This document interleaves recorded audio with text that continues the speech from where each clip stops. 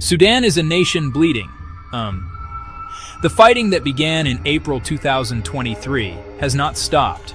It has only deepened, tearing at the fabric of a country once filled with hope for a democratic future. This is a war between two generals, two armies. On one side, the Sudanese Armed Forces, or SAF. On the other, the Paramilitary Rapid Support Forces, the RSF.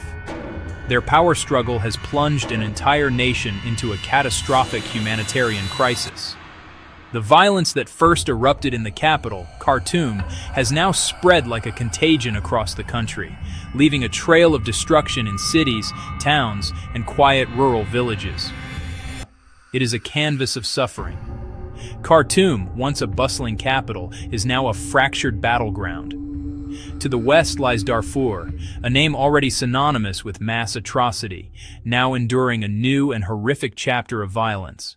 The numbers tell a story of almost unimaginable suffering. The United Nations reports that some 30.4 million people, over two-thirds of Sudan's population, are now in need of humanitarian assistance. This is not just a statistic, it is a sea of human faces, each with a story of loss. Since the conflict began, nearly 13 million people have been forced from their homes. Think of that number, you know. It is as if the entire population of a small country has been uprooted. Of these, 8.6 million are displaced within Sudan's borders, while nearly 4 million have fled to neighboring countries, carrying what little they could. The death toll is staggering and difficult to verify, but the trend is clear. Reports from the UN and other observers suggest well over 150,000 people have been killed. In a single week in early 2025, at least 275 civilians were reported killed, a sharp escalation that shows the conflict's brutal intensity. Eyewitnesses tell stories of shelling in residential neighborhoods, of families torn apart by sudden violence. We left with only the clothes on our backs. One displaced mother from Khartoum told an aid worker, "We don't know if our home is still standing. We don't know if we will ever go back. The violence is indiscriminate. It does not spare the young or the old." In the western region of Darfur, history is repeating itself with terrifying precision. The violence here has taken on a distinctly ethnic dimension, echoing the genocide of the early 2000s. The Rapid Support Forces and their allied Arab militias have been accused of carrying out a systematic campaign of ethnic cleansing against non-Arab communities, particularly the Masalit people. Villages have been burned to the ground. Civilians have been summarily executed. The stories emerging from West Darfur are of mass graves and targeted killings. In January 2025, the United States government made a formal determination. The RSF had committed genocide in Darfur. The recent fall of El Fasher, the last government stronghold in the region, marks a dark turning point. For months, the RSF laid siege to the city, trapping hundreds of thousands of civilians. The blockade cut off food, water, and medical supplies, creating conditions of famine. Now, with the RSF in control of Darfur, fears are growing that they will establish a breakaway state built on a foundation of ethnic violence. The international community's vow of never again after the last Darfur genocide now rings hollow in the face of this new wave of atrocities. The war has triggered a total systemic collapse across Sudan. The country's healthcare system, fragile even before the conflict, has been decimated. WHO has verified over 100 attacks on healthcare facilities. More than 80% of hospitals in conflict zones are no longer operational. Doctors have been killed. Clinics have been looted. Supply chains for medicine have been severed.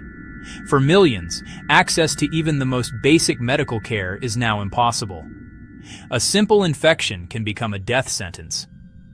With the breakdown of health and sanitation, disease is spreading rapidly. Sudan's Ministry of Health reports a massive cholera outbreak. Over 60,000 cases, more than 1,600 deaths by mid-2025.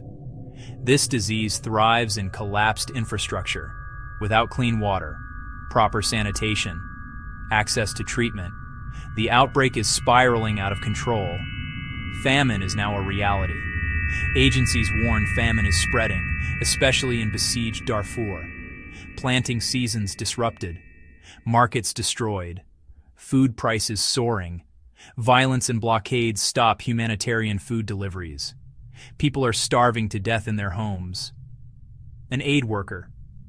We are watching a famine unfold in real time.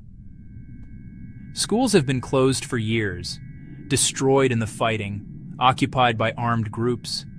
A generation is being deprived of education and a future. They are learning the lessons of war, violence, and displacement. The collapse destroys human capital and erodes hope.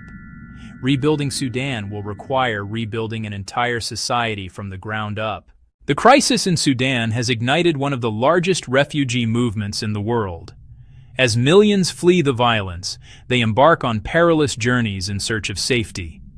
The map of this exodus shows pathways of desperation leading out of Sudan in every direction. Neighboring countries are bearing the brunt of this human tide.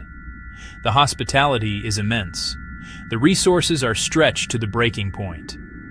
Egypt is now hosting the largest number, 1.5 million. Chad has received over 770,000 refugees, many from Darfur. South Sudan has seen more than 350,000 returnees. Ethiopia, Libya, Uganda.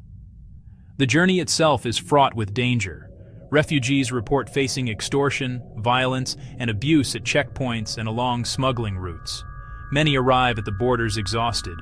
Many arrive traumatized. Many arrive with nothing. For those who make it, the camps are often overcrowded and under-resourced. There is not enough food. There is not enough clean water. There is not enough shelter. Aid agencies are struggling to keep up with the relentless flow of new arrivals. This regional crisis requires a regional and international response. The host countries cannot manage this crisis alone.